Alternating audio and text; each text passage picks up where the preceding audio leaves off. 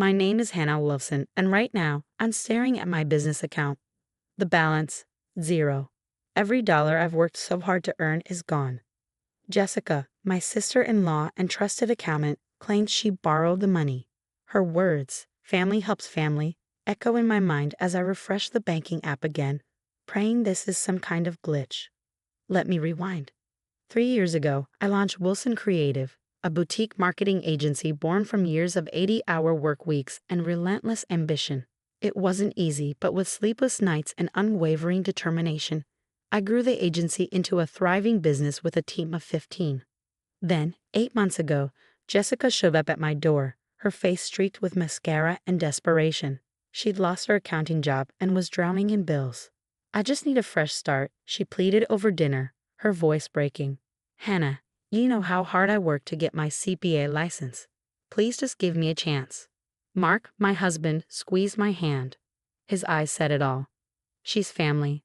Help her." I hesitated. My gut screamed caution, but as I watched her sob into her pasta, listing her mounting debts and rent troubles, my heart overruled my instincts. "Okay," I relented. "You can start Monday as our accountant, but Jessica, this is more than a job to me. It's my dream. Please don't let me down." She hugged me tightly, almost too tightly. "You won't regret this, I promise. Family takes care of family, right?" At first, she was perfect. Jessica streamlined our accounts, organized payroll, and uncovered tax deductions I hadn't known existed. Clients praised our professionalism. Employees were relieved to have the finances running smoothly. For the first time, I felt I could focus on growing the agency instead of drowning in admin. But cracks started to show. Jessica began arriving late, citing traffic or vague appointments. She flaunted a new designer bag one week and a luxury car the next, dismissing it all as great deals. The books balanced, so I looked the other way. Until this morning. The call came from Dave, one of our largest clients. "Hannah, there's a problem with our payment. Your invoice says we're overdue, but we sent it weeks ago." Confused, I promised to investigate.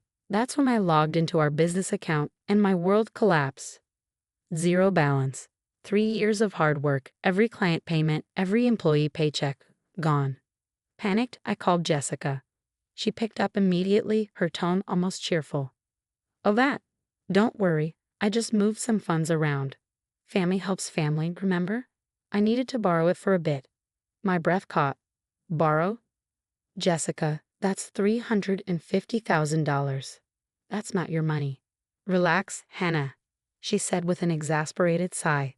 "I'll pay it back eventually. Mark always said what's his is mine too. And since he's your husband." I hung up, my hands shaking with rage. When I tried calling back, my number was blocked. At the office, her desk was cleared out. On social media, she was posting from an airport lounge. Off on a new adventure. Sometimes you just have to leap. Hashtagless #new beginnings. Now I sit here in an office I built from nothing, trying to process the devastation. How do I tell my employees their paychecks might not come? How do I tell Mark's sister just sabotage everything we've worked for? My phone buzzes with a text from my mother-in-law. Jessica told me everything. "How could you drive her to this? Family should support each other, not hoard money like you do."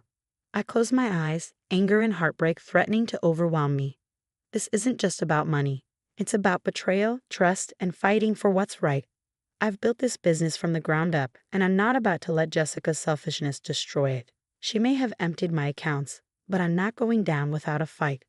My hands shook as I stepped into the police station that afternoon, every step feeling like an act of betrayal against Mark.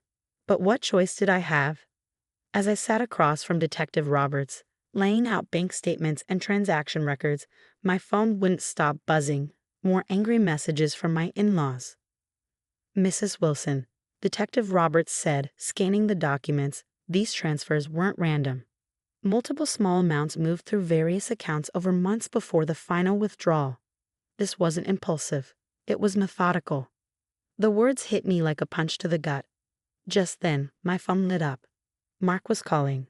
I'd avoided him all day, but I couldn't keep dodging forever. "I need to take this," I said quietly, stepping into the hallway. "Hannah, what the hell is going on?" Mark's voice cracked with tension. "Mom's calling me nonstop, saying you're out to ruin Jessica. and Jess sent me this text about borrowing money. She didn't borrow it, Mark. I interrupted, my voice cold but steady. She drained our business accounts. All of them. She stole $350,000 and disappeared. There was silence on the other end. When Mark finally spoke, his voice sounded strange, almost detached. There's got to be some mistake. Jess couldn't. Check her Instagram, Mark, I said, exhaustion lacing my tone. She's in Dubai. Another long pause, then maybe she's just regrouping. You know, she's been struggling since her divorce. We should talk to her, work this out as a family. Work it out? I couldn't believe what I was hearing. Mark, I have 15 employees waiting for paychecks. Clients who've already paid for campaigns we can't deliver. This isn't a misunderstanding or some family issue. It's theft. You're at the police station, aren't you? His voice turned cold, almost accusing. She's my sister, Hannah. My family. And I'm your wife, I snapped, tears stinging my eyes. This is our life she's destroying. That evening, I sat alone in my office, surrounded by the remnants of everything I'd worked for. My employees had gone home, blissfully unaware that tomorrow might be our last day. My phone sat on my desk, the screen lighting up with missed calls and voicemails, each more accusatory than the last. Then my computer pinged, a new email. My stomach twisted as I opened it. Subject: a friendly reminder. Dear Hannah, by now, you've probably noticed the changes to the accounts. Don't panic. I've been planning this for months. Mark and I grew up sharing everything, but then you showed up with your rules and professional boundaries. So I made it my business to learn all about your company, your clients, your vulnerabilities. The money is just the beginning. Check your client contracts, specifically the ones I revised last month. You'll find some interesting changes to the payment terms. Oh, and those tax deductions I found. Let's just say the IRS might have some questions. Go to the police if you want, but remember, I have all your company's financial records. One wrong move, and I'll make sure the world knows about those creative accounting practices you use when starting out. Family helps family, right? XOXO, Jessica. I stared at the screen, my hands ice cold.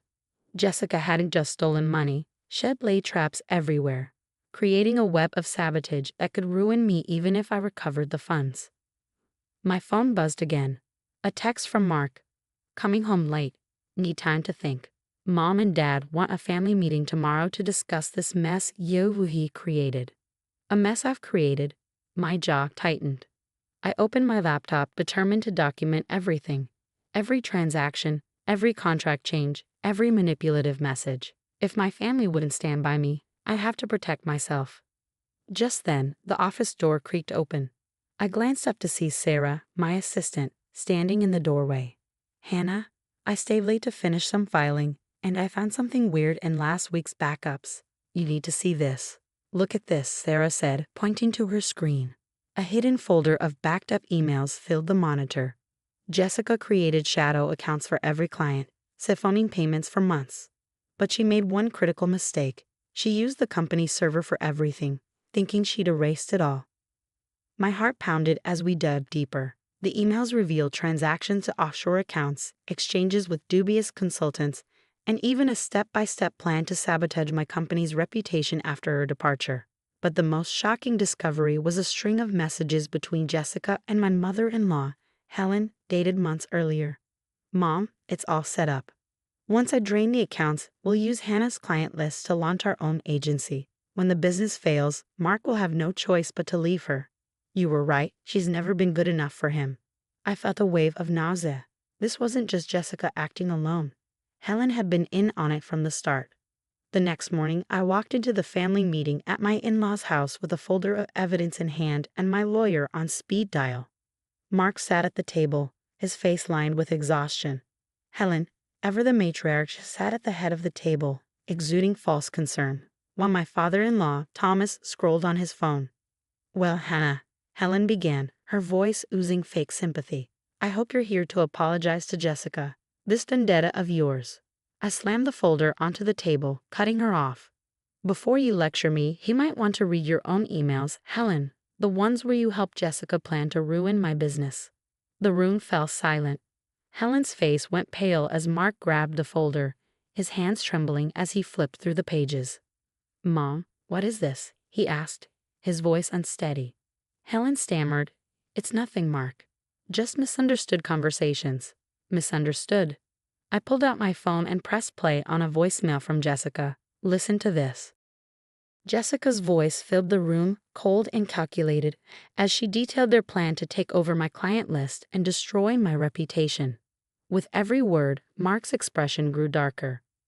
"I've already filed charges against Jessica," I said calmly. "The police are especially interested in these emails, Helen. They show conspiracy and premeditation." "You wouldn't dare," Helen hissed, her mask slipping. "We're family." I stood, my voice steady. "Family? Family doesn't steal someone's life's work. Family doesn't manipulate their own son to destroy his wife. Family stands together, not tears each other down." Thomas finally looked up from his phone, his face grim. "Helen, what have you done?" Everything unraveled after that. Thomas, a respected judge, was appalled by his wife and daughter's actions. He immediately froze the accounts Helen shared with Jessica, ensuring they couldn't access more funds.